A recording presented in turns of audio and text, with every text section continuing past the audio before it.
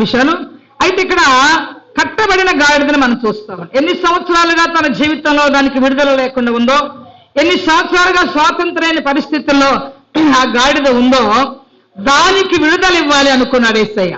దేవుని స్తోత్రం. ఎవరు దాన్ని మెచ్చుకోకపోయినా, ఆ గాడిదని ఎవరు కూడా ప్రేమించకపోయినా, ఆ గాడిద కట్టబడిన కట్లు విప్పడానికి యేసు ప్రభు దాన్ని కోరుకున్నాడు. దేవుని స్తోత్రం. హల్లెలూయా, హల్లెలూయా. స్వాతంత్రం లేకుండా జీవిస్తున్నటువంటి ఆ గాడిదను ప్రభు కోరుకొని ఆ గాడిద మీద ప్రభు ఎక్కి దాన్ని ఘనపరిచాడు.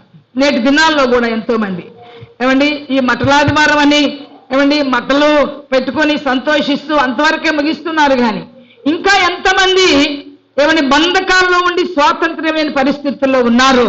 దేవుని ఉద్దేశం ఏంటంటే గాడిదని ఎక్కి ప్రభు గాడిదని ఘనపరచడం, దాన్ని కోరుకోవటంలో దేవుని యొక్క ఉద్దేశం ఏంటంటే దాని కట్లు విప్పినట్లుగా ప్రభు మన జీవితాల్లో కూడా ఆయన ప్రాముఖ్యంగా ఈ లోకానికి వచ్చింది ఎందుకయ్యానంటే, చూడండి వాక్యంలో మనం చూస్తే